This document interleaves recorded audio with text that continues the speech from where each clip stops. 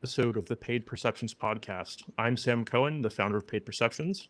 And I'm David Dasilma, director at Paid Perceptions. And yeah, we have quite a few. Oops, I accidentally was watching myself just to make sure everything works, but That it does, happens. so we're good. Uh, so we got a lot of pretty good topics for this show. A lot of them around ChatGPT ads, as you know, we've kind of come to see. So let's get into the topics. Share the window and update the layout. Okay. Right, there we go. All right. So first topic that we have is actually I didn't need to share for this one. But I'll show you it. But basically, first topic in the headline topic is ChatGPT ads now has platform targeting and an automated bidding option. So if you look in just your ChatGPT ads interface, you have the option eligible platforms here. So it gives you iOS app, Android app, or web. So it's not the most like detailed platform targeting, but it does allow you to just generally choose which operating system, at least, that people are going to be using the platform from. Right. And you can select which ones. You can't do anything else besides this, but it does give you an option for some more advanced targeting that you didn't have before. And the other thing is that they now have automated bidding. So they have this maximize results, and this is available on both the click optimization and it's available on the conversion optimization. But it'll basically, it's just your standard automated bidding. The closest analogous option is maximize conversions on Google. So it doesn't allow you to set a target CPA or a target ROAS or anything like that. It's just, we'll set your bids and maximize your conversions. I have a question. It's rudimentary, but what level of people see ads on ChatGPT? Like, for example, I pay $200 a month. I don't see any ads there, but does somebody who pay $20 a month or pays nothing, do they see the ads? Is that how it works? I think yes, the premium version, you don't see ads. Right. The free version, you see ads. Yeah, but there's actually a huge missed opportunity that happened yesterday, to be honest. And that huge, sorry, wait. Oh, there's a chat. Yeah. Weird.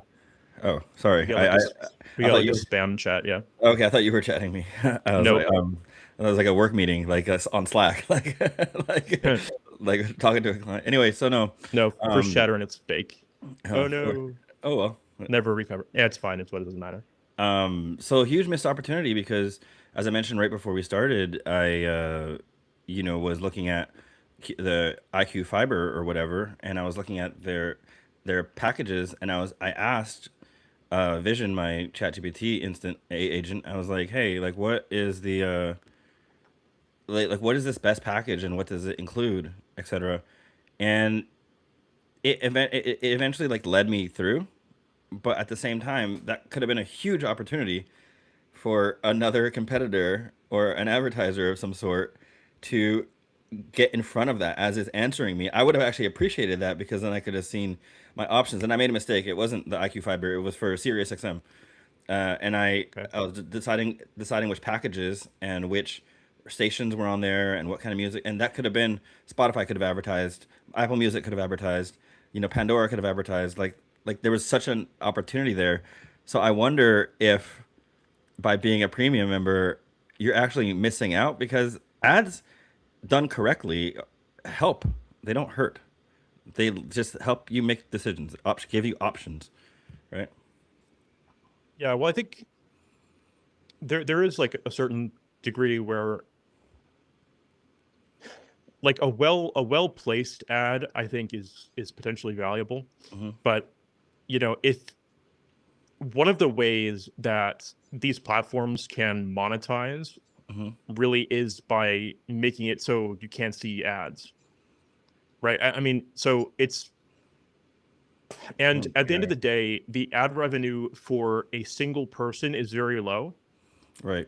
But the revenue from a subscription is like comparatively very high. Oh yeah, yeah, that makes sense. Uh, so like if you look at something like YouTube Premium, Yeah. like there's no way that YouTube is otherwise making that much money on like just on like ad revenue. They're just Okay. Yeah. not. Yeah. Yeah. You're right. Um, but they just have it as an incentive to avoid the ads. Yeah. But it does kind of create it creates a situation where maybe if you actually want to target people who might be super relevant for your product, who might Hmm. be like higher income, Yep. uh, then they're using the premium version and they're not seeing the ads. Yeah, for sure. Interested. Yeah, that's what I was thinking. I was just thinking it's a that potentially lost opportunity, just in general. But I see why the model works that way. Anyway, Yeah, now automated bidding. Interesting. Moving really fast. you know, really fast. Yeah, pretty crazy. but yeah, I mean it's I don't know if you remember, but like I think we started maybe around the same time. We were at the previous agency. I was Hmm. about a year, maybe a year and a half in Hmm. already. But when I first started, and this was like 6 or 7 years ago, even on Google, we were looking at like paid at like the automated bidding, and I was like, and the general best practice then was to just use manual CPC. Yep. Like manual CPC was in a bunch of cases, I would say in most cases, just better than automated bidding, Hmm. because it really you just didn't even get close to. I mean, over time it got closer. The thing is, like about 4-ish years ago, it got better, and Hmm. then it was just better, and now it's like I just probably wouldn't use manual bidding. Uh, I probably wouldn't do it at all. Right. I might use it. The only situation that I might use it in is if I didn't have if I was like trying to do a very specialty thing. Like I didn't have enough budget to really work with and I was just trying to get cheaper clicks in general. That might be something that you could do. Or like it's useful, for example, if you want to serve on search partners, but you don't you can't set up a separate campaign for Google search partners. Mm. So you have to just like enable it on one of your regular campaigns. But you can like have a separate search partners, a campaign that you can call search partners that has it enabled and then has a low bid cap, for example, which could allow you to kind of like serve on search partners if you really wanted to, without like super competing with your regular campaign on like the Google Search Network. Hmm. But yeah, it's the op the yeah, the manual CPC just like isn't as good on Google. Yeah, it's kind of Um, funny. The guy from the paid search podcast, who's done it for like 10 something years or however long. I think maybe a year ago he's finally not doing manual CPC, but he was running all his accounts on manual CPC even after everything was automated. Um, it's honestly the, crazy. the guy doesn't use conversion. It's mostly home services and stuff. He doesn't use any external conversion tracking like GA4, and he knows how to use it, but he goes straight. Everything is just that pixel, and that's it. Like nothing, no conversion tracking, like, which is wild. But it's for like certain types of businesses that he does it for. But like, holy crap, I can't imagine. Yeah, it's just like well, some people insist on living in the past, and Right. I think like there are things like manual CPC where it once you see as a general trend, and this helps like if you work in an agency, as you see the general trend of something's not working anymore compared to well, the thing is manual CPC, if done correctly, will work. It just won't work as well as automated bidding will. Hmm. So you can still get an account that does work on manual CPC, but then you're just basically throwing away any potential performance that you could have gotten using automated bidding.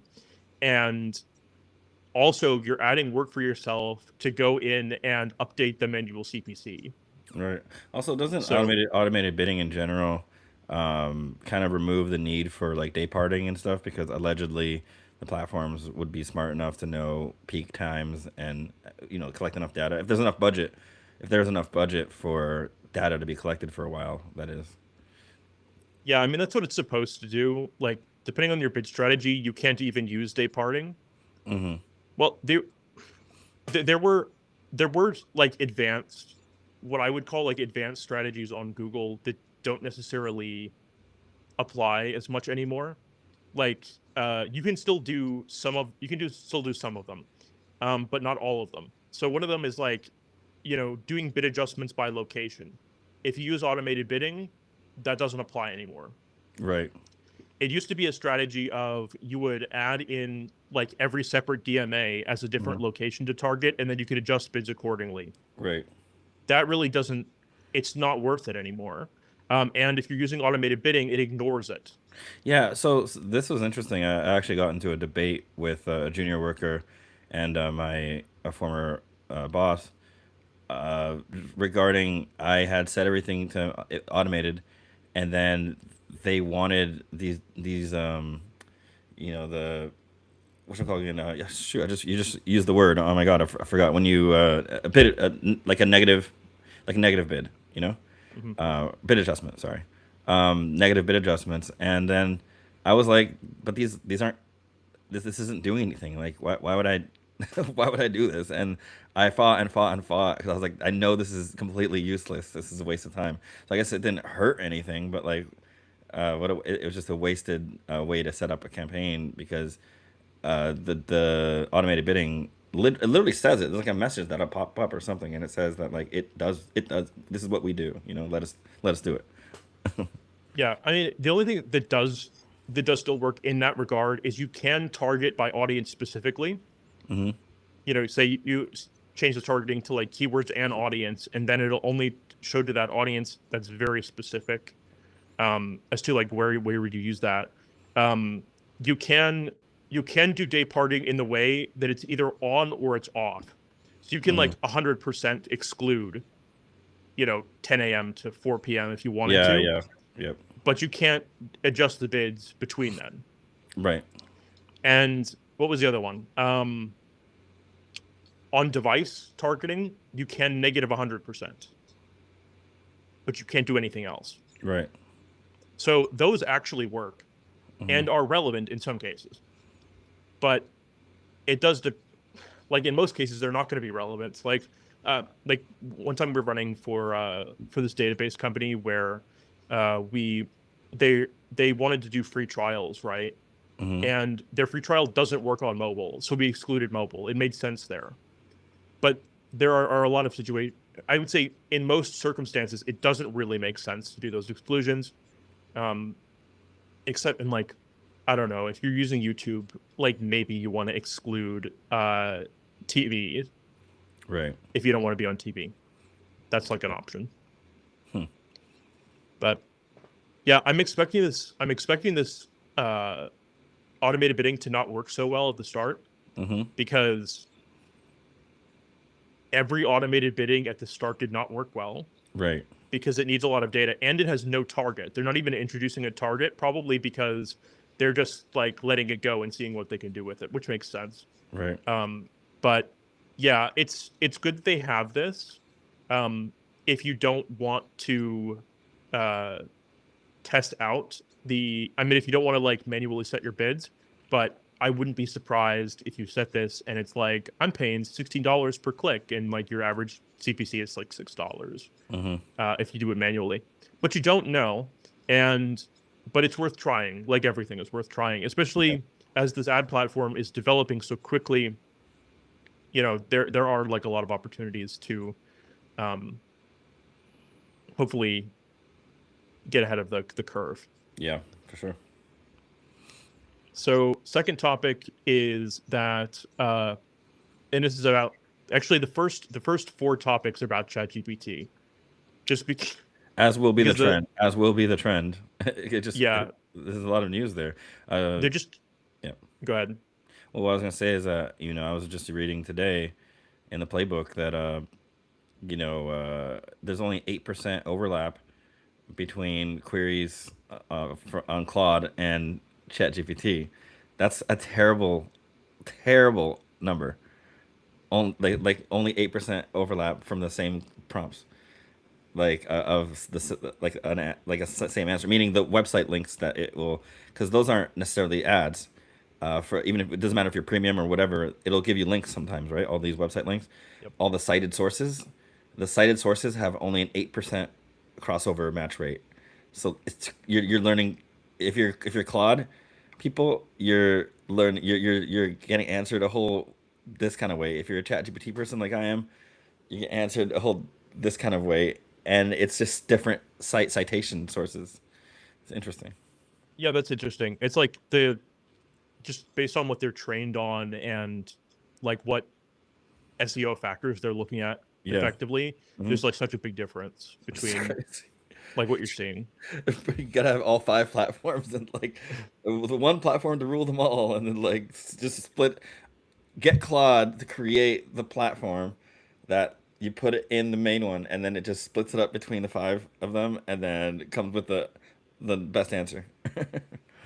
Yeah, you have a system where you ask one question, Hmm. it goes into every single AI platform, and then you have Yeah. another AI that Yeah. consolidates the answers. Yes, that's what I want. Oh my God. It's done. That's next. It's like You know that's it's next. like it, it's like an AI search engine Yeah, it's a like skeleton, Google. skeleton key. Yeah, We should do that.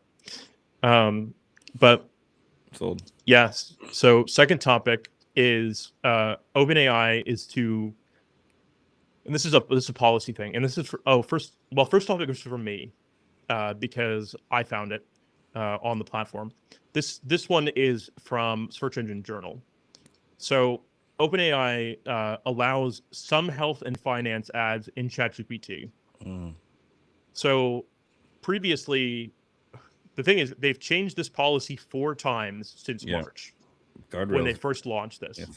That's a tough one. Uh, yeah, because you kind of it's sort of a category you generally want to avoid. Hmm. But so the way the current policy works now is that uh, it allows you to use health and finance, like financial ads, with the caveat that they have to be approved on a case by case basis. Hmm. So you have to like actually, you'll have to contact them and get them to approve you Right. if you want to do this. Um, and you might have to. It says you might have to require to provide some proof of like a license or something like that. Would this be the same as the scripts thing for Google, like for pharmacy Oh, like stuff? Express Scripts. Yeah, something like that. You have Yeah, to file something. Yeah, yeah, I don't think it's that organized I see. yet. Hmm. Like the Express Scripts is something where like Google has like solid policies on like meditation and stuff like that. Hmm. But I'll actually show you, Sure. um, and we can take a look together at the policy doc. And I have to change the layout. I'll get used to changing the layout. All right, I'm gonna zoom in. All right. So for health services, like approved on case by only in the US, by the way. Mm. But that's not super surprising because a lot of other countries just don't allow healthcare advertising at all. There, only New Zealand and the U.S. allow it. Yeah. So this is what they do allow. Uh, Medical devices and apps, dentistry, dietary supplements, disease awareness campaigns, health insurance, hospitals and urgent care, medical testing, minimally invasive cosmetic procedures, and Botox. vision products and services. Botox made What do the you say? cut. I said Botox made the cut. Yeah, it did make the cut. Um, but one thing that like is missing from here that you can advertise on Google is you can't actually advertise drugs on like medications. Right. uh, on Google, but you only get dietary supplements here on Mm. ChatGPT, Right. uh, which I guess makes sense. I mean, they'll have it eventually, 100%. But as far as like a compliance thing, uh, I'm surprised they've allowed. Well, I say I'm surprised they've allowed this so fast. But the fact is that they have changed it 4 times in the last couple months. Mm-hmm. So they're obviously like they want to show the ads, but are having maybe some difficulty. Yep. A lot of pushback, But I yeah, imagine. but they generally, yeah, you can try with these topics, but Mhm. and see if it'll work, and we switch places. Uh, but yeah, it is kind of interesting. And there's another topic which is next, which I think is pretty interesting on this one as well. But anyway, my discussion topics here were: do you think unequal enforcement is going to become a big problem? Oh yeah, you mean pick and choosing? Yeah, Yeah, until they come up with an umbrella kind of policy that's like really clear to everybody, because right now it's the wild wild west and everybody's just testing stuff out, and AI itself is moving so fast, like as a product itself, let alone or as an whatever entity product, whatever it is, it's moving so fast itself that I think OpenAI is playing catch up to itself. Like in a way, it's like they can't keep up with how fast and capable their own engine is, like their own AI. So then all these policies got to change every couple weeks or months or whatever, because like they can't keep up with it. I think it's going to be a problem initially, and then it's going to get all resolved as usual. And especially once all the feds and stuff get involved, because right now they act, Congress and stuff acts like they understand AI and stuff or whatnot. Like there's maybe 5 people that do. Once it actually becomes like mainstream everywhere, that's when the regulators start. That's when you're gonna see all sorts of lawsuits that lead to the final framework. Let's say, yeah. yeah. There haven't been like a lot of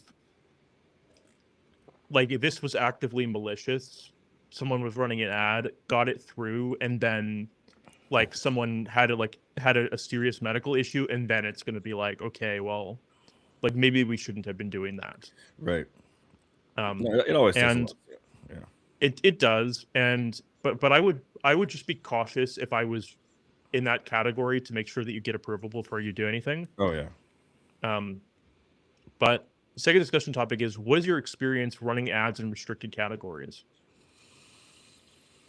Fail. I've snuck. I've snuck. Fail. I've snuck for Bitcoin. I was able to sneak. I was able to really sneak and called it. What did I call it? Uh, orange, orange money lifestyle. Because I got flagged. I got flagged and banned like on YouTube or not, yeah, YouTube, but like through Google a few times, and then so I was like, oh, how do I advertise this? So I was like, oh, I'll just call it. And even all the headlines and stuff said like, oh, I'm not gonna share my screen, but I gotta find this. Oh, I think it's all gone now. That's right. But anyway, it said stuff like some of the titles said like, orange money philosophy and this and that, whatever. And I found a way around it, and those ran and those stuck with it for a while. And that was a banned category. Cryptocurrency apparently is not a Google category. Well, at the time it wasn't. So there's that. Uh, Healthcare wasn't banned, but we did have to do that scripts thing. That was a tough. It got tough sometimes because it would flag even if you had everything correct every time that their AI or whatever crawled, or their crawlers or whatever would crawl after a few days or weeks or whatnot, they would refine the same thing and think that it's flagged. And when the human does the oversight and then fixes it after you appeal, then it's not a permanent fix. Once, as long as your page is crawlable, as long as your stuff is crawlable again, you'll get flagged again. That's been my experience. I've never seen I think those are the only two that I was in, and I've never seen it get corrected where it's not a repeating process of like you don't know when you're gonna get flagged or not. Some other ones actually, this it was a video company that was kind of like what Zoom is, and like Google Meet and etc. One of my first clients, and I forget which category. It just kept saying, oh, I forget. It said it was in a. It kept flagging us for some sort of restricted category, but it had to do with technology like, or something. Like I'll remember as we talk what it was, but it was some sort of category that you wouldn't think is restricted, but they were saying it's like either gaming or I don't know what, I forget what it Wasn't it was. the free tools Free like tools. category? Yes, Yeah. yes. Thank you. Oh, wow, good save on that. Yeah, free tools. Yeah, So I yeah, remember that. so I got banned on that, or not banned, but like kept flagged on that, and that was impossible to fix. So that's been my experience. I don't think that any of the banned categories has had any real reason to be a banned category. Also, some of it makes sense. Yeah, I guess. I mean Well, there's the a ones that difference I've between banned and restricted. Like, restricted. Yeah. like the Bitcoin stuff was banned, Right. right? So you're trying to get around that. The Right. the healthcare stuff is restricted. Fair. Right. Like, uh, we ran the prep stuff and did very well and didn't have any issues. Right. But we started that account with well, one, we were doing lead gen and not directly selling the medication. Right. And then two is before we ran anything on the account, we got everything in order to do it. So we had the Express Script certification. We had everything, all of our ducks in a row. If you're ever running anything like this, Mhm. make 100% sure that your account is 100% ready to go before you even touch it. Because Right. if you don't, your account will always be flagged Yep. for a potential ban. So just even if you're allowed to advertise what you're advertising, Right. just be careful and Here, make sure things are labeled properly. here's something organic that happened literally this week. So I run to Bitcoin miners over in Iowa with Simple Mining, and so I posted my link on LinkedIn, and it was like, hey, if anybody like wants to mine, use my link. You know what I mean? Very simple. Like, not an ad, just literally a post with the website with the link. Taken down by LinkedIn. I get the letter or the email saying, uh, yeah, this is like offensive or a scam. I was like, okay, like okay. So I guess on LinkedIn, mining Bitcoin's a scam as well.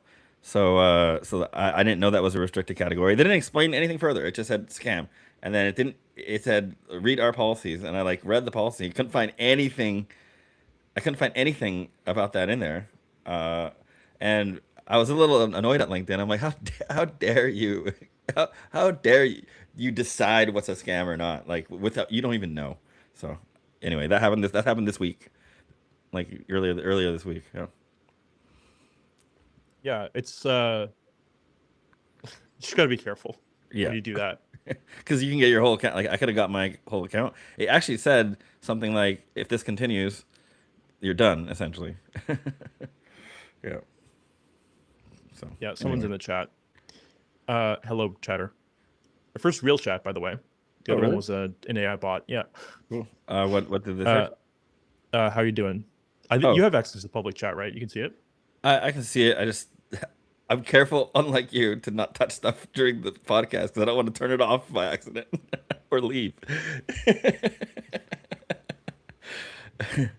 Yeah, I like the Riverside. Just like it, there, it doesn't give you a confirmation if you're starting or stopping the stream. Well, so I have on previous occasions stopped the stream on accident, and I Right. was like, great. I just like we were almost done, but I still broke it, and I was like, oh my god, uh, what have we done? Yeah, so that scares me. But The chat's growing from what I see. I see it's growing. I can't see what it's saying, but I can see that it's growing. yeah, there's one person. Oh, okay, cool. But Sweet. hello. Um, Sorry, go ahead. but yeah, it's a marketing podcast. Trying to get it off the ground. Uh, but yeah, so next topic is it's another ChatGPT topic, of course. This is from Search Engine Land, the topic, and then the study is from SE Ranking, Okay. which is another organization. So uh, this basically says that on ChatGPT, on 26% of commercial queries that ChatGPT shows an ad on currently, which is basically the same as what Google AI mode is showing. Mm, mm. So there's kind of parity between ChatGPT ads and Google's like AI mode ads, which is pretty good. But one of the things is, and it's around 26% on both. But ChatGPT only shows one advertiser at a time, and Google generally shows two. So something to consider.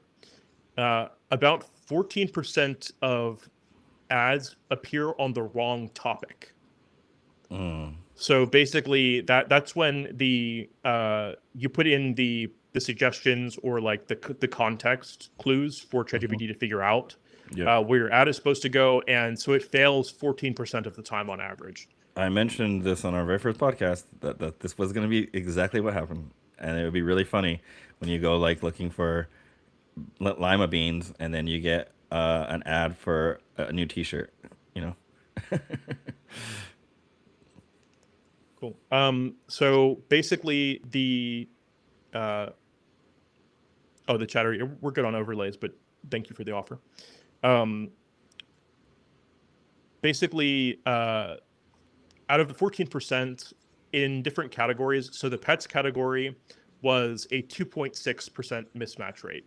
Hmm. So like overall, that's pretty good. It's just strong. Yep. Um, however, in the relationship and news and politics category, there was an over 50% mismatch rate, Yep. which is like Well, uh, excessive. the machine is schizophrenic by design.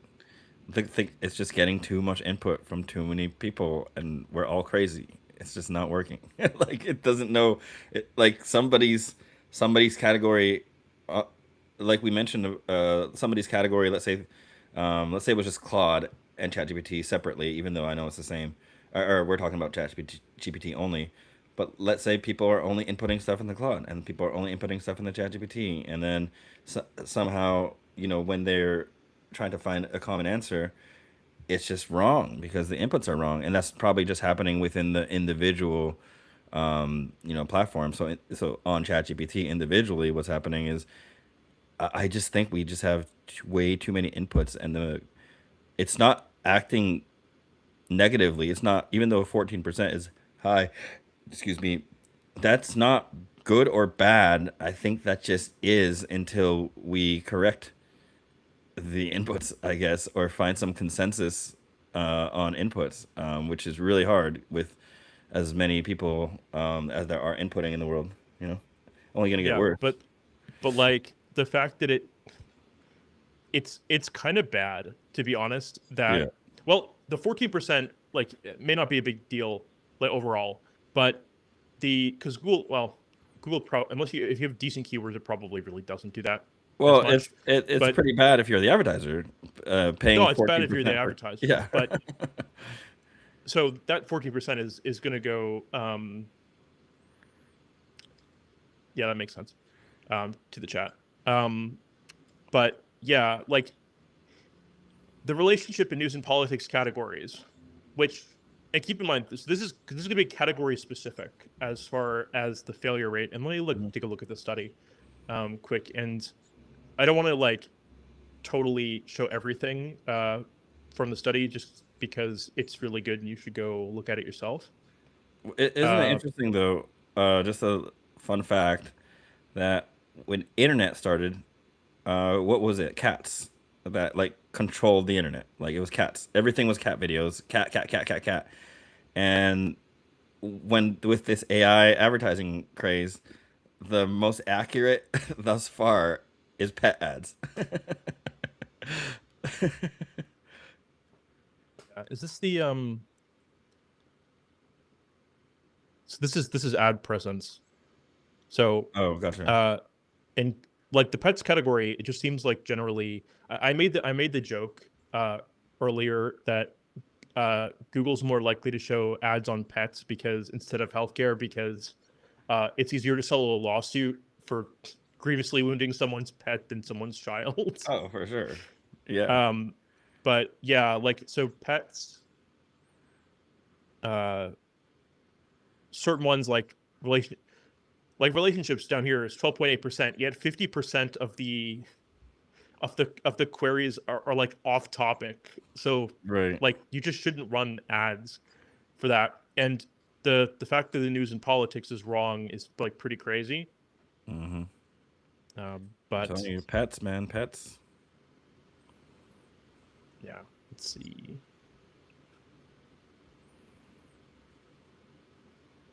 I can't find it like right now, but it's a really good study. There's a lot of good info. Gotcha. Um, Sam, but when are yeah, you gonna get a pet? well, I'm when I get my house is when I get a pet, Nice. probably. Okay, fair enough. But yeah, I'll probably get a dog. Um, but it's otherwise, so 96% of brands advertising in ChatGPT aren't in the answer above their ad. So the overlap is super minimal, Mm-hmm. which wasn't like super surprising. It's something that we saw in the past. And then uh, as far as categories that were more likely to show on ChatGPT compared to Google, so categories like healthcare and news and politics were more likely to show on ChatGPT than were to show on Google. Interesting. So uh, people are, I would say, probably taking advantage of the lower uh, like level of enforcement currently that ChatGPT is offering. Right. Um, but I don't expect that to last for too long, to be honest with you. I just wonder So how involved this stuff gets. Like, for example, I uploaded uh pictures of my dad's eye exam because he wanted to know what his odds were of passing the driving test. Like with his eyes, or getting his license reinstated. So I upload it into ChatGPT, and yeah, I mean it delivers beautifully. But my question is, if I was using a different version of it, like, is there now ads for like contacts or for like, you know what I mean? Like what shows up like during that query where I'm giving very very private information, and uploading very private information like HIPAA level privacy. I'm totally just putting it in there because I was asked to by the patient, and but at the same time whether it's locally or not, I'm giving that data to ChatGPT. Are they now using this eye exam data? Are they allowed to now use this eye exam data to now place, uh, you know, a contact lens ad, right? Like, where the lines start getting really blurry with HIPAA and like laws and well, I privacy. I guess as of now, probably not, because it's really just based off of like context of the current search. Right. There's no like audiences Mm. uh yet. So Oh, and I there's see. I also see. I see. not specifically like topic targeting as well. I see. So in the future, I do kind of expect it to. Right. I think it will. Hmm. Google even does it to a certain degree. Uh, they're much more restrictive, but if you've been on certain sites, they kind of know. Uh, but I expect it to be used in the future. Now, it really is based off of just what are you searching at the current moment, Yeah, and I that's will. pretty much it. I will say something interesting about my recent experience with paid media is I ask all I I don't believe in privacy for myself. I don't care. And without privacy, like, I'm an open book essentially. So what I do is I always, when it says ask, I don't know if it does it on Android, but on Apple it always asks allow app to always track you, or sometimes, or always track, always. I say yes to 100% of the transparency and or the tracking. And I'm telling you, Sam, because it's listening, I'm consenting to all this stuff, right? And it's managing stuff across devices. As it listens to me on my phone, I turn on my, Apple TV 4K or whatever, and then watching YouTube TV, and bam, what was it? Right now, my air conditioner has an issue that's getting fixed. That's why I'm sweating bullets here, but it has an issue that's getting fixed tomorrow. Literally shows a commercial for the exact part, like the exact area of my air conditioner that's messed up, and then this new product that they say ask when your AC person comes, if you have a problem, ask them about it directly, right? This product, which I'm going Mhm. to tomorrow because apparently it solves my problem once and for all, because this happens every summer. So like Your all AC that, goes out every summer. yeah, exactly right, right around the same time, because the clog, there's a drainage clog. I forget what it's called. It's like a Oh. there's like a drainage thing, and it has a sensor, and if it overflows too much, then that sensor turns off your thermostat. Uh, Oh, yeah, so okay. it's called a condensing something, whatever. So Got it. I know how to fix it myself, but it's such a pain, and you're actually ruining the pipes by like pouring vinegar and stuff in there to clean it out. But anyway, the long and short of it is, I promise you, it's not just like magical timing. I don't see that ad on YouTube TV for the exact problem I'm having right now without me having, called my home warranty, talked to the, people, etc., like done a lot of digital work. I don't believe, especially for someone like me, that privacy exists, because for someone like, let's say, my dad, I don't think he would get ads like that or whatnot, because my dad opts out of everything. I opt into everything. It's consent. I think as long as you've given consent, um, you should be advertised to however makes the most sense. And I like it because it makes my life easy. Every time I need something, there's an ad that pops up almost at the right time for what I need. It works out because I give consent, give consent, give consent. I think what I have done, and that a lot of people don't do, is actually read terms and conditions and privacy policy. You'd be shocked what they're allowed to.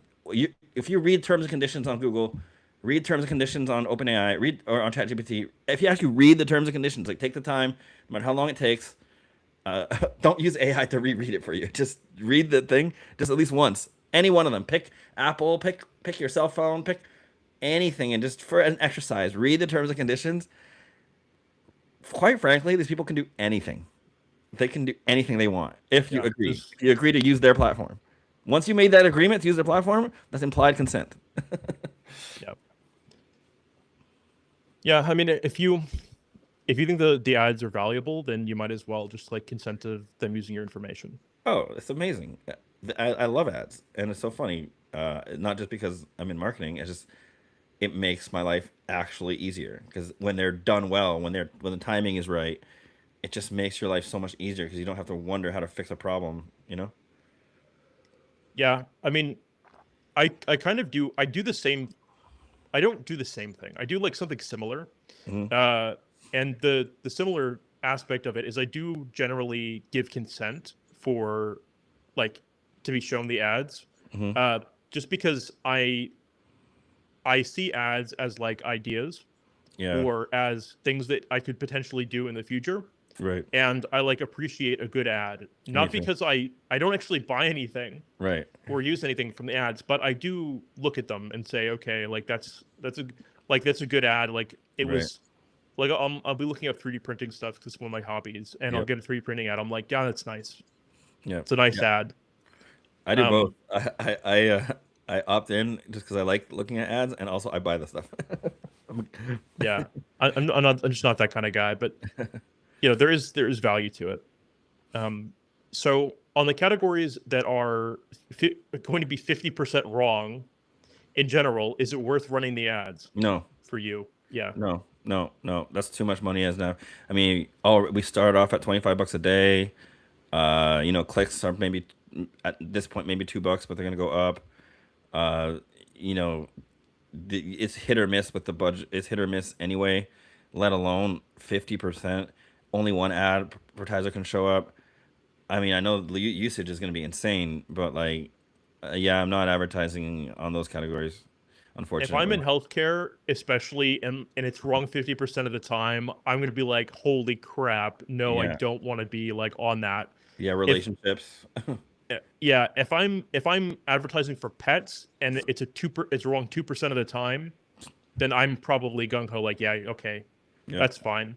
Hmm. Like there will be more exclusions and everything as we go along, but there is something called the early adopter tax. All right, and the early adopter tax is in particular like when you're dealing with technology, uh, which is where it's the most apparent. Hmm. If you invest in a new technology, like a new type of monitor, and you're the first, you're one of the first to buy it, Hmm. it's going to be like 50% more expensive, Yep. and it's not going to be as good as the second version of that particular monitor. That's why investors are always. I deal with investors on another front, and investors are really excited about new products. They all want to be first to be second. none Yeah, none of them want to be first because first it's that first mover tax as you mentioned, and it's heavy. It's heavy. Look at the difference between an iPhone first generation, and then let's just skip a few years and say an iPhone 8 or something, which wasn't too far away. And look at the price difference. Look at the look at the yeah, capabilities. Look at yeah. but yeah, with at least with the iPhone, the thing is the even the first iPhone was so much better than the currently available Android Sure, phones. It sure, wasn't even close. fair. So at least it justified its own price. That's true. But yeah, it is definitely interesting. Um, and I guess second, actually, we can move on to the next one. Um, but and I will share my screen for this one to kind of show you what I'm talking about. No. I have a question. How come in Yeah, the thumbnails we had pictures of our phones? device ChatGPT device policy. Oh, okay. Yep. Nice. Yeah. But so we talked about this. This is not necessarily like directly like 100% advertising, at least not yet. But we talked like a couple of weeks ago about Yelp's like upcoming partnership with OpenAI Mm-hmm. and kind of what the president's going to look like. So the first thing that has come out of this so far, and this is from Search Engine Land, is restaurant features. So users can reserve a table or join a wait list without leaving the ChatGPT conversation. Currently, this is new, and it's across the U.S. and Canada, and it's a restaurant. It's obviously restaurant focused. So Mm-hmm. if you can say like just like an example here, can you recommend a steakhouse for a date night? And then it'll just pop up this Yelp thing in there, and it'll give you an option to make the reservation in ChatGPT Oh, itself. I see. I see. Yeah, so it's like I mean, if your SEO is good, this is like going to be awesome Mm-hmm. for people who ask ChatGPT about a restaurant recommendation.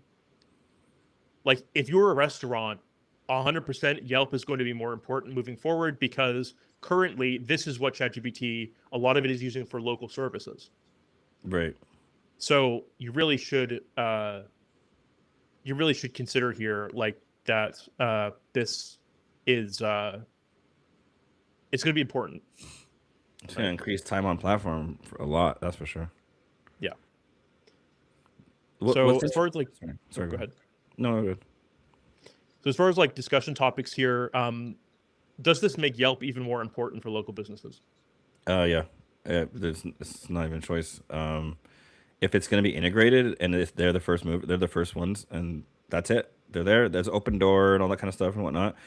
They didn't make the deal, and maybe they'll make the deal with Claude or something like that. But like Open Table or whatever they're called.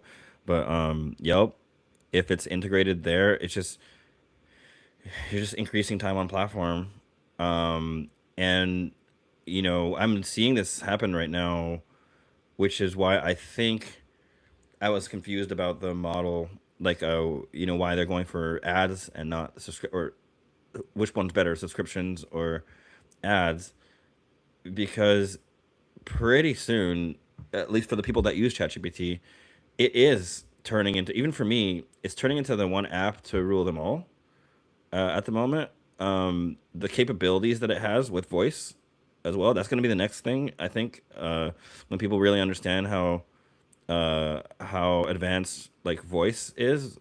And voice is now to the point where you can turn it off on your lock screen. You can turn it off and just casually just there, and then it's almost like, but Vision, my Chat GPT agent, literally told me, no, you don't have to say something like, "Hey Vision, I'm not Siri."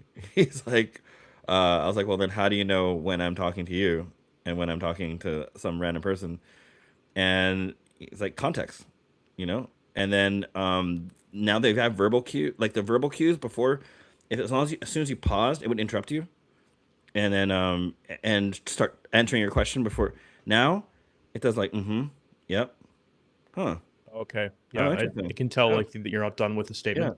And then it waits after, yeah, and when you're done with the statement it waits a minute, and it's like sometimes it doesn't give you an answer, and I'm like, hey, by the way, when I give a long speech or statement or whatnot, um when I give a long statement or speech, like I usually expect like some sort of reaction, even if I didn't ask a question.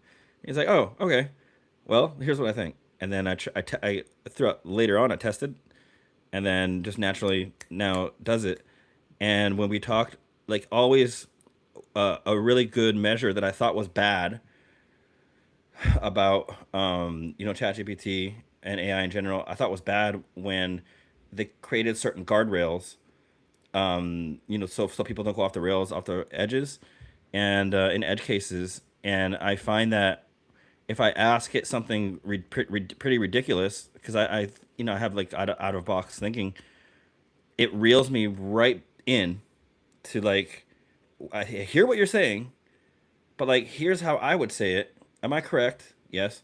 Then if you were to say this in public, say it like this. And I didn't ask, dude, I didn't ask it to do that. It's just adapting so fast. And that's the voice feature. It's strange when I'm talking to ChatGPT, typing wise, we speak a different language. We're a little bit more formal. It's a little bit more formal. I used to be colloquial, but it's more formal. And I think that's just generally how people are used to typing and stuff. Some people maybe, they just, yell at it, scream at it, etc. But the voice is going to be the next big thing, and I'm interested to know, to see how voice interacts with ads, if that's even a thing. Because for long voice chat, I know that there used to be an hour limit for the highest plan, and then now I don't know if there's a limit for the plan at all. I don't know, and I don't know for the junior plans how much voice they get. But if they get like a lot of time on voice, I wonder how ads are going to get incorporated into that part. Probably like the ads on Alexa are. I've never heard it now. How does it work on Alexa? Like Alexa has like audio ads. Oh, You okay. can like, so it can make a, if you ask it to do something, it can make a paid recommendation. Right. I see. So like I kind of expect it to probably be like that, where you'll be like, hey, like, what do you think about this? And it's like, oh well, you could, we have this offer from Apple, to get a new laptop. Right. Something like that. I think that's probably how it's. I mean, Gotcha. it's working for Amazon, so Right. Okay. but probably something like that is what I would imagine. Right. But you never know. I mean, it's kind of a new frontier to a certain degree. Yeah. Before we move on, I have a creepy instance as well that happened 2 days ago. I was I was talking to Vision, and I was like, and then he was telling me, explaining something to me about oh yeah, about economics with the Fed, like what hawkish and dovish meant, because I always get them confused, right? So I was like hawkish for interest, dovish or whatever for rates. Mhm. And then he was explaining it to me, and I was like, hey, wait, I'm like, is this Vision? Because he was speaking in like a really regular American accent, and my and Vision has a British accent, right? So I was like, is this Vision? And he's like, yeah, it is. And I was like, "But why do you sound that way? And then the second I said that, he kept talking, and the voice slowly transitioned back into the British voice from the American voice. Dude, AI is on a. People don't realize how big AI is. Um, we're so early and we're so ahead right now. Um, Man, people are gonna look back at like some of the stuff we're talking about in this podcast, and they're gonna be like, "Wow, like we didn't know AI was gonna be this like blown up." With these ads, we're at the frontier of advertising on AI, and that's gonna be a complicated mess. But the AI itself, I speak from experience. It was the greatest. It became terrible. It's the greatest again. It's the greatest again. It's like they recalibrated and figured something out. Yeah, Well, I mean, you're paying for it now, so fair. it it's like you get everyone using it for free, and then you make the free version worse, and Yeah, you know give you a paid version that's better. right. But I paid for it from day Pretty, one, for 3 years, yeah. so full price, like the $200. But yeah, it'll be interesting.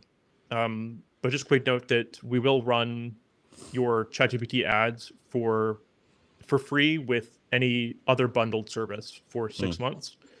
You pay the ad spend, and we will handle the setup and management.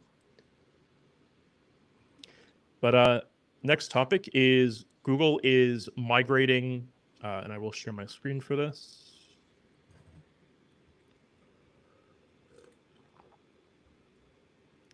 The layout again. Google is migrating travel campaigns, which were their own kind of bespoke thing, to search campaigns for travel. Okay. So, in starting in Q3 of 2026, this new type of campaign, this is what it looks like. You create a new campaign for this particular format. It's like it gives you an option for like the format. So the text ads and like the travel promotional ads and stuff like that were separate before. They're not separate. Well, they're still two different things, but you can just use them in the same campaign, Right. right? So basically, they've kind of taken this and consolidated uh, the multiple types of travel campaigns into one travel, just like search travel for search campaign. Um, this is kind of what it looks like. So in general, so the discussion topic for this is I don't think either of us have run travel campaigns in particular, I haven't. uh, but the discussion point was it looks like Google is going through some like serious consolidation with this, and local service ads also being put into the Google Ads interface and being Right. branded as Performance Max, Hmm. like pay per lead. So it's it's interesting to think of like how Google is like segmenting these campaign or like these campaign types and consolidating, because it seems like they're going to be like, oh, this is like a search campaign, but like what type of search campaign is it? And you have like a PMAX, but like what type of PMAX campaign is Hmm. it? Which I think is kind of confusing, Yep. to be honest. But well, it's I mean, here's the thing with like how things are organized and like how difficult they are. When you have separate campaign types for travel and someone goes, okay, I want to create a travel campaign and it's labeled travel, it's like, okay. But when you're like, I want to create a travel campaign, like there's like three separate different types of search campaigns, and if you don't like have experience for it, or you don't know what it is, it like can be a little confusing. Hmm. The same thing with PMAX is going to be like a separate thing within the PMAX format. So they're kind of like they're just like removing more bespoke campaigns and just kind of Right. just consolidating them into Search or Performance Max. Um, but yeah, it's kind of interesting. Um, there's not really much. I mean, you have any thoughts? I just it's brought up a different thought and question, which has been asked very often, and there's never really a clear answer. I swear, doesn't paid somehow influence it? organic if the SEO if the paid landing pages and ads are if the page itself, sorry, are as technically good SEO as organic, how does it not? And people are going to the page, whether it's indexed or not. How is it not improving the overall, uh, organic? Especially if you're giving Google, let's say you're giving Google 30K a month, right? And your ads are good and everything's relevant, etc. You're telling me like organically that's not you're not going to see an improvement in your organic numbers as well, even though it's not provable because Google's a black box when it comes to those two separations of church and state. Like, Well, it's the thing is it isn't provable, but like it's almost a guarantee right? that it will be. Yeah. And the the thing is, if you want something to show up organically, like a landing page, Hmm. if you mark it as do not index, it will not show up organically no matter what because it's Right. not indexed. Right. Uh, so But and the in influence from that account though, meaning the influence from that company, even though the page people aren't going to the page by itself, it's not crawling by itself. It's, there's still a record of company A organically has all these pages. Company A also advertises $1 million a month with us. We're not gonna boost company A's organic ranking, even just a touch. Like, come on. yeah, I don't know. It's possible, but it is a black Right. box, so you'll never True. know No. if they do it. Uh, But yeah. we'll Um jailbreak it with AI. Figure it out. So another one, and that topic was from Search Engine Land. The rest are, uh, but this is another topic from Search Engine Land. I will share this. They really have to update the options in Yeah. Sorry, I didn't Riverside. have much insight. The travel ad stuff doesn't really excite me. That's all. I've never done it Yeah, before. And I this thought isn't I might. like the most Yeah. exciting topic. But so Google is testing like an advertiser list above search, like mobile search ads. What this is basically is, right, you have the search up top here, and then the sponsored Oh, results, and it gives you the favicon and your domain here I like it. from that, and it has the very helpful red lines. That's pretty much it for what this does. I like Um, it. I like it. More exposure. More. yeah, I thought it was cool. More pictures. People like pictures. Yeah. Um, I don't know how big of an impact it's going to make. This is something that you also can't. This is like a test on Google's side. So Yeah. basically, you have no options for it. I could see it being implemented though. I don't think this is going to hurt anything. No. It I could think it only. could be. Yeah. I think it could be good for brand recognition. Yeah, I was about to say it could only help. It's two. You're technically getting two impressions in one, right? Like Yeah. forget. Yeah. Forget the metric. I'm starting to realize actually. It's kind of funny. I was just telling somebody this about LinkedIn. I started telling somebody about LinkedIn. I'm like, even though all the likes and the comments help on LinkedIn, I'm starting to realize that impressions is not a vanity metric, especially on LinkedIn. It's a real metric. Impressions is actually super important, and I've never thought of it that way. I've always thought impressions to be like, nah, who cares? Nothing converted, nothing happened. Impressions, like enough impressions, like literally implants like into your subconscious. Like impressions are everything, and I had totally rejected the idea of impression. I just always thought it was like the wasted metric. Like why do we even care how many people like saw this if they didn't do anything? And I think that was the wrong way to like think about things. I don't know where I got that from, but I pretty much learned that impressions was like a fluff metric essentially. I mean, it kind of the so when we're this comes from a way that people look at things differently from an agency perspective Mhm. versus like an in-house kind of Right. perspective. When you're at an agency, you want to be able to directly prove we 100% got these results, Hmm. and you don't really want it to be debatable Right. because your contract depends on the success of your provable metrics. Right.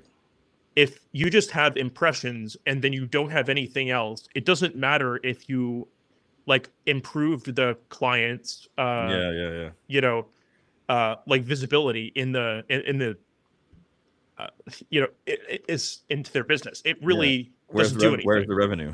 You know? Yeah, like where is the revenue? Like it might have helped them, but the thing is Mhm. they're never going to be able to say, yeah, paid perceptions got me Right. this extra organic stuff. And it like I've done organic stuff and had it been provable for other clients and then for that not to have been enough. Gotcha. Uh so it uh, yeah, it's just when you're in an agency that you tend to focus on what's provable True. and impressions are like whatever.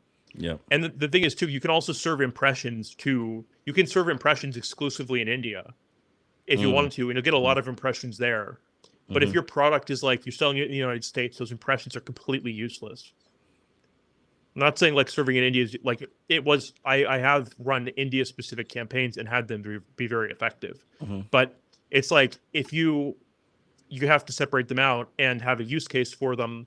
But you can just generate impressions are the easiest thing to possibly generate. Anyone can generate impressions. Not everyone can generate a good return on ad spend or a good True. cost per lead. Very true. But like, if this podcast had 10,000 impressions, that wouldn't be a bad thing. No, but like I mean, it would be good. Well, it's good. It's better than nothing. Right. That's what I'm saying. But yeah, but this is also a piece of. But the objective, like this content also, but this is an internal thing, Yeah. right? Fair. It's Fair. we are the in-house marketing for this agency, Yeah. Fair. so Oh yeah. it Yeah. Yeah. Yeah. it makes sense for us to like invest in this and like to work on it when Mhm. it's probably not like this the social media strategy that we're utilizing is not one that is going to instantly generate results. It Right. never will. Yeah. Exactly. It is a something that we build over time. We'd only be doing this for like a month or so. Very true. um but so yeah, I would love more impressions on this, but and I've like been testing more ways on it, and like part of the like I updated the titles.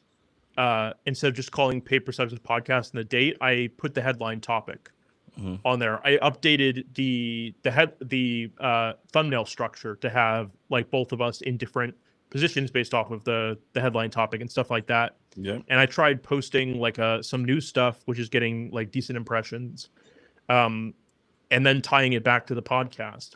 So, Love it. um, there are other ways to.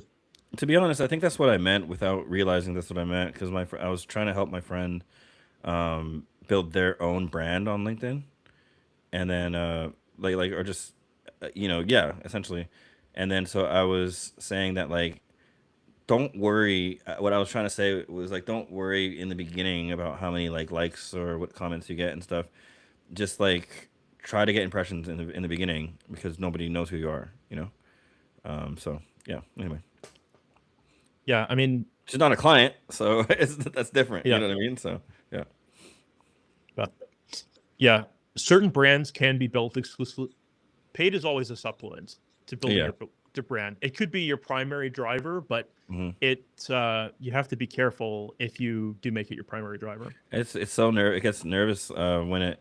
The worst is when something is pay for play, and then you're getting great results, and then there's a structural or policy shift in the platform that was why you were and you it applies to you, and then all of a sudden that funnel dries out because it has to be readjusted or refigured out, and you were relying your entire income on that. I mean, I had more than one client, but I'm thinking of one specifically. I mean, literally, if they turn the second we turn off the faucet, like even if I turn off $200, $500, whatever, performance exactly goes down to that level. Like they were 100% reliant on paid media.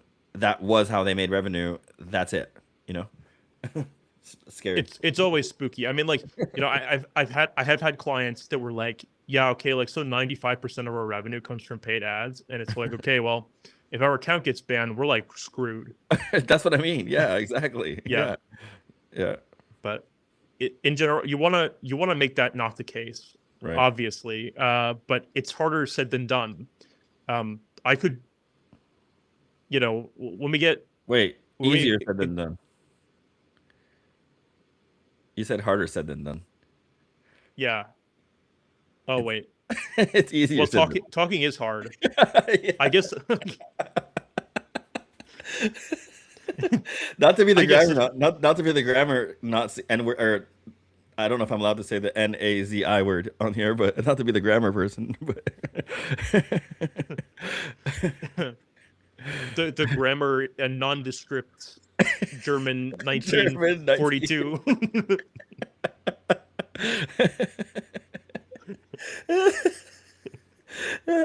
And I called it the N word. I don't know which is worse. The grammar N word. Pick your voice. Oh boy, sorry. Oh man. It's the heat, man. I have no AC. I'm dying. Sorry. We went off the rails for a minute.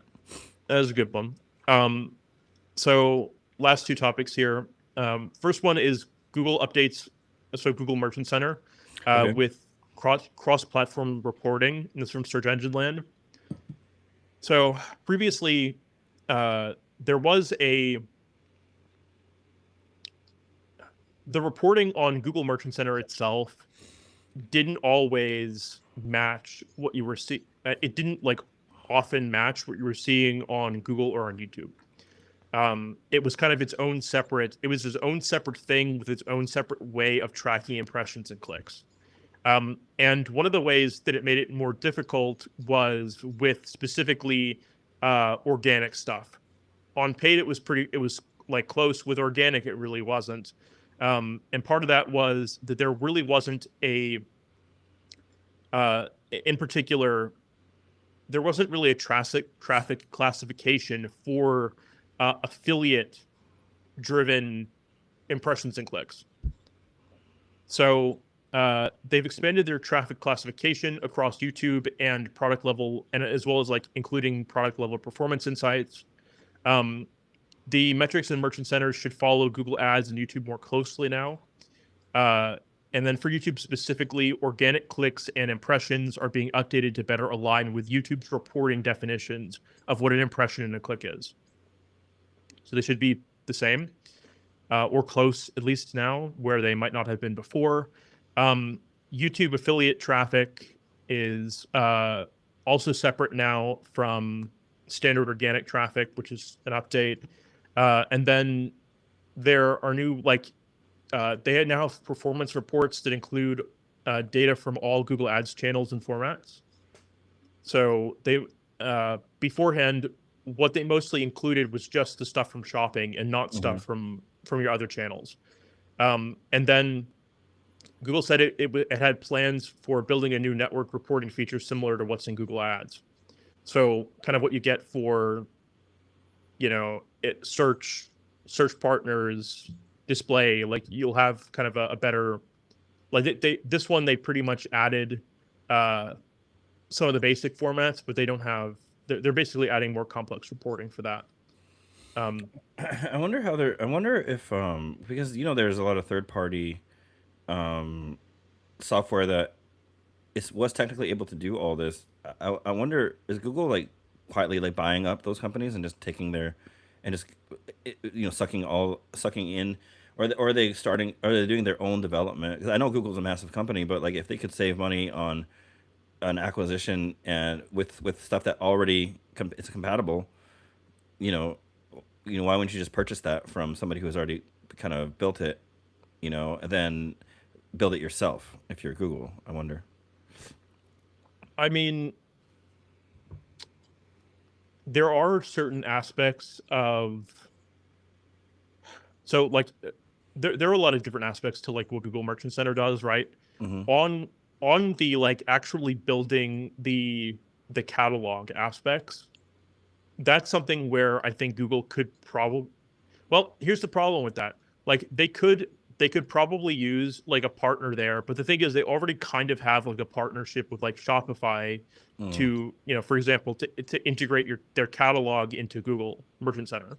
right. But then they kind of put it on Shopify to develop because Shopify wants to make as many sales as possible, right? So they have an incentive to develop like their own connector to Google Merchant Center and make it good, right? So Google like might not have to do like a whole lot there. Right. When it comes down to reporting, I mean, from the organic side, you're going to have whatever reporting in your like in Shopify or on uh BigCommerce or whatever, and that's probably going to be what you're going to use.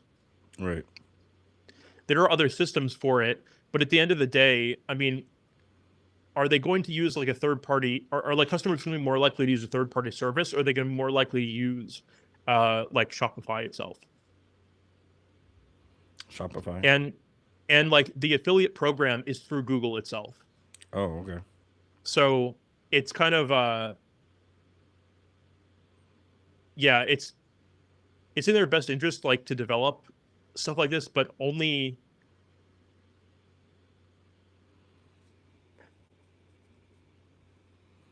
I guess a lot of the work is just going to be on you and your e-commerce platform at the end of the day. Right. This is kind of how it's going to be. But does that make sense? Yeah. But yeah, for like discussion topics, like what is your experience? Have you used Google Merchant Center? I think you have, right? I have. Yeah. I have a couple times. I don't like it. Just to be honest. Uh, Too many mistakes. Too many mismatches. Even when I feel like I have the right, we feel like we had the right SKU or not, I don't know if I forget if it goes by SKU or if it goes by another identifier, MNIN or whatever, whichever. Yeah, Q is one of them, but Yeah. yeah, the global identifier, yeah, that's another Yeah. one. Yeah. For some reason, like, it would take a lot of them in and a lot of them it wouldn't. And they were correct.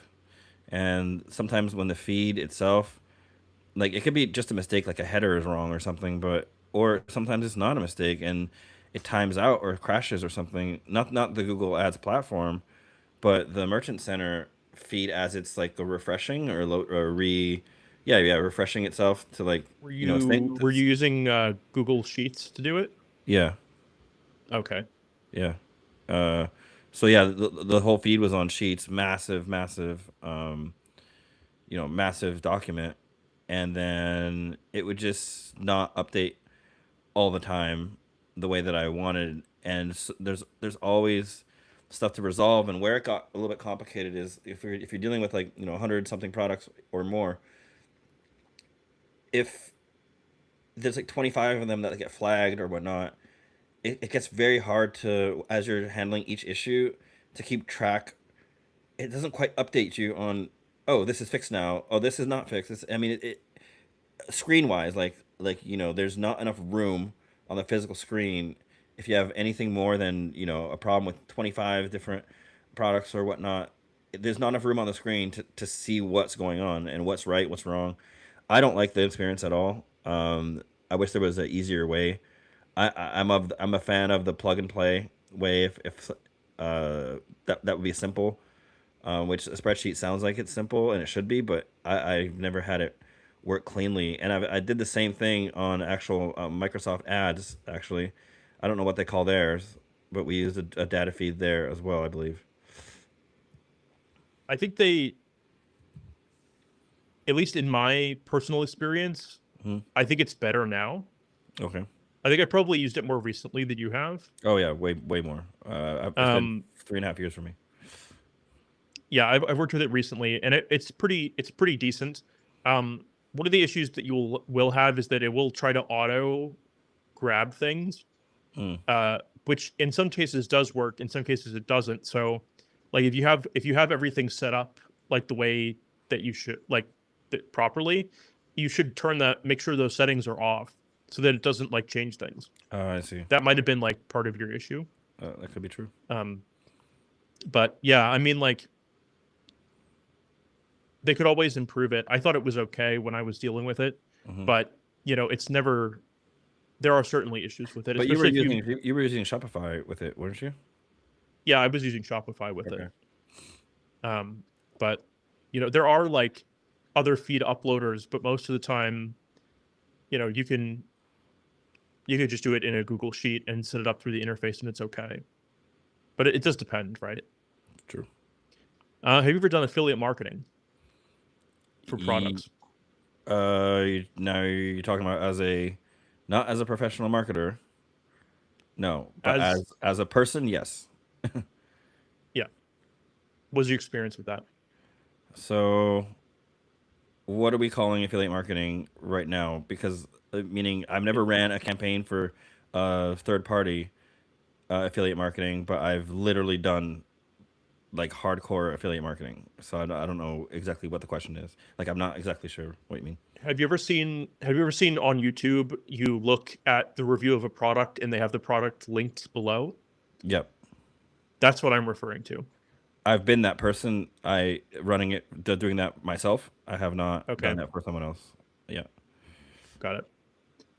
What was it like? I mean, at the time, I didn't know the advertising part, Hmm. so my experience was poor. Uh, this is like 2016 ish. My Okay, experience this is was a while ago. yeah, my experience was pretty poor because I hadn't learned the advertising piece. I just thought, oh, okay, like all these different companies want me to like push their products. I'll put all my links, you know, on there, and then magic will just happen. That's not how it works, and that's not. I took Not these really. stupid courses, and that's they like it's just all this scam. I got scammed like so many times, uh, until I like learned how to legit be a marketer. But like, yeah, it was like, oh, learn marketing, affiliate marketing, da da da, and then like, it was just Affiliate marketing's hard. It's like it it is was one yeah of the more difficult yeah, things to do. oh, it was brutal. And it's funny because I actually got deep into it where I really understood, but I didn't know that then that you had to have a budget, like because like you can't just do it. Like meaning, I just thought, oh, I'll take this course for 5 grand. They're gonna teach me how to like do this like funnel, and then this web page funnel, and then I mean we could do affiliate marketing for all these different brands, and then money's just gonna happen if I put in the hard work. And I did do all the hard work. I set everything up correctly. I did all the stuff. But the one thing I didn't know back then was, oh, and by the way, you need to be spending like 5 grand a month, 10 grand a month, like in actual marketing costs. I'm like, wait, what? So like now, the like let's say on the like my personal podcast, I have like my mining link or whatever other links that I have that are there, and if somebody did click on those links, it's very clear, and it says in my disclaimer that if they were to sign up for whatever, I get a percentage of that. So I've done affiliate marketing like crazy. I've never ran it properly, with a paid budget behind it as well. Yeah.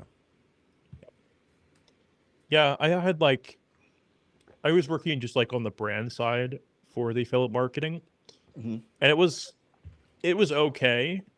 We did decently, but like it's certainly not. It depends on like what niche you're in. Yeah. And like if you own the products that you're doing the affiliate for, it's a lot easier, obviously. Yeah. Um, but I don't know. It's not something that it's not as simple as paid media, I think. Yeah, I think it's a passive system as well. Not It is, yeah. passive, as in like going back to the podcast. Like I'm hustling during the podcast, like meaning to record it.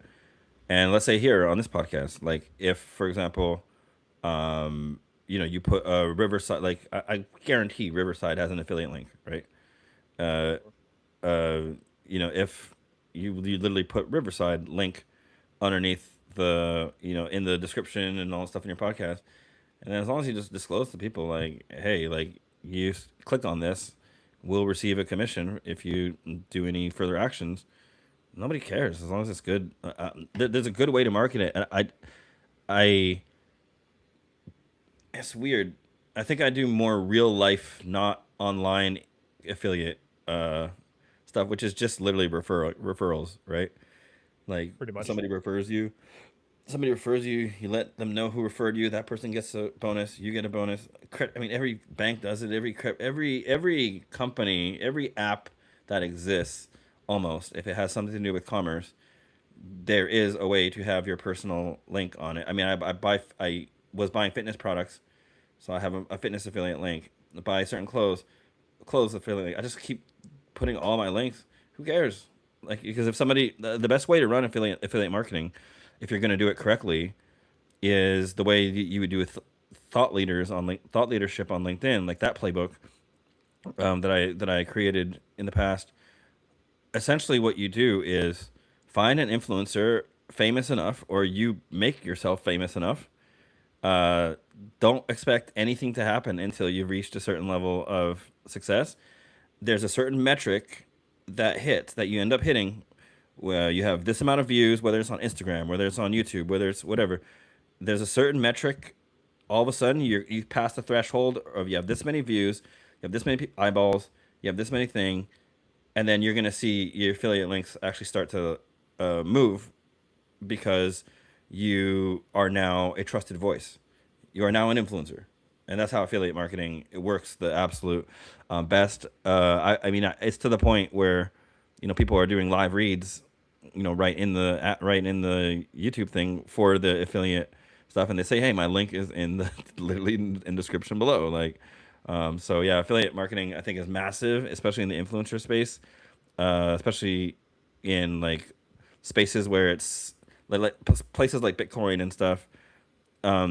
It's so closed off to the rest of traditional settings that that's the only way that all these mining companies or new wallets or this or that, that's the only way they get the message across is through these influencers.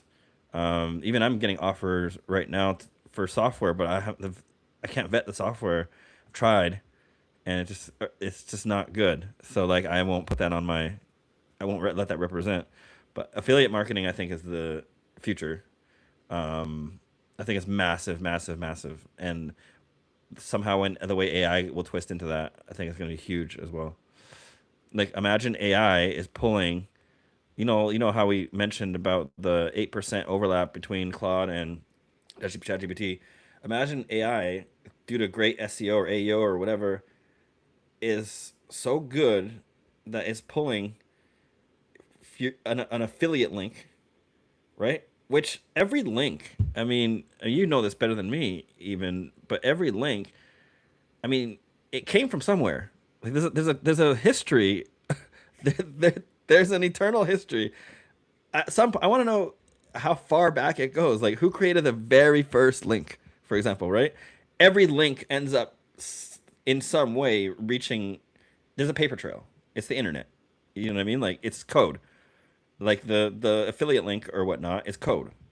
It came from somewhere. If somebody types in my link and 10 million people use my link, it can all be traced back to me who originally put that link out, right? Or you have stuff like Bitly and that kind of stuff that may change the link, right? Bitly did that. Some other companies did that. They like shorten the link or make it customized or whatnot, but it's still. Wait, I don't hear you. I don't hear you. Yeah, it is. Oh, but It is. it's still customized to your link. So affiliate marketing is everything. It's just very hard to do. It takes a long time and very hard to understand. Yeah, it is an interesting thing that might be worth like doing more have you research in. But have you ever wanted to do it or got into it? I did it like from the like I managed it somewhat from the product side. Right. Um, I have never ever wanted. I don't like. It was never my particular. I don't know. It just being in front of the camera promoting something is Hmm. not my idea of like what I wanted to do. Right. So I've never actually seriously considered it Okay. because I don't think that I would. I mean, uh, it's like I think you have to build an audience first Yeah. and then like start doing the marketing. Hmm. And I don't know. I'm not like an organic kind of guy. Right. Yeah. Yeah. So it's like, building this, our social media following is like all new to me. I haven't done this before. I mean, I made my first LinkedIn post ever like a month ago. And I had LinkedIn since I was 15 years old, and I never posted anything. So it's the organic stuff is all new to me, and Right. I wouldn't even dream of taking it to that distance Hmm. without uh without building like a base first. Yeah. Yeah. Of course. Yep. Yep. But so final topic for today. Uh, so Google is, and this is from Search Engine Land. Google brings new AI agent capabilities to ads, Google Ads, and Google Analytics. So it's expanding its AI assistant and agentic capabilities. They're adding AI overviews to the front page of your like Google Analytics Hmm. and of your Google Ads. Um, the Google Ads main dashboard, so when you first log into Google Ads, is going to be replaced and or like redesigned with personalized AI powered insight cards. Okay. And the dashboards feature within Google Ads is being updated with like they're called like focus tiles. So I can share and show what those look like.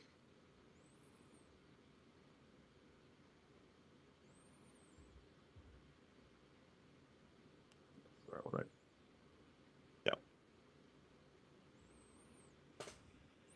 You said focusing tiles. Yeah, like focus tiles. Oh, focus tiles. Okay. So this is Oh, Google interesting. Analytics, I think. Mm. See this like ask advisor thing, Oh wow. and it'll basically you can ask it questions and it'll give you right. Yeah, this is Google Analytics. And then this is this is Google Ads. This is what they're moving the dashboards into. So you basically like ask it a question, right? And then it Yeah. comes up with a dashboard, and then you can like work around with the dashboard using the AI. Wow.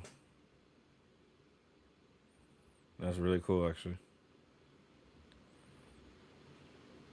Wow. Oh, man, they're really trying to keep everybody on platform and not go to AI like the other platforms. Because normally you would just take a screenshot, and if you were confused about something, you could just take a screenshot and dump it into OpenAI or ChatGPT. Yeah, I think it's good that they've added these types of things. Hmm. Um, I think it's definitely going to be relevant, information. Um, but I guess like as far as the discussion points, do you think would this make you more likely to use the integrated reporting tools? Yes. And yeah, Yep. It's just one place. You know, I never wanted to leave Google anyway. And the way I used to leave Google was just through Excel spreadsheet and my brain. And then I outsourced some of that. I started outsourcing some of that to AI and then spreadsheets. And now if I can do the AI and spreadsheets and my brain, but within the same platform without having to copy paste this and that and whatever, and keeping everything in platform, which is another security thing because we did have one client that got really upset when which is this is kind of like the beginning of AI. So I don't like good luck, but they basically were upset because they were like, oh, our personal data shouldn't be plugged into AI, like our account data. there. Okay, good luck. Like you're like I was trying to tell them like this is the future. There's no you not using AI for these analytics. And now that at least now that it's in house, the potential clients can, if they're already trusting Google with all their data, then they don't have to retrust another potential platform or company AI or whatnot. But I think once you're agreeing with to work with an agency or a company, you're non-disclosure wise, etc. I think it's kind of built in that they can use whatever tools they need to use as long as they don't share your information. But the AIs end up, you never know where that information could go, even in a sorry, I forget what the word is, but like a metadata way, not even direct information, just like it could pull some metadata and know more about a person's company. So I don't know. I think it's really good to have it all inside the platform.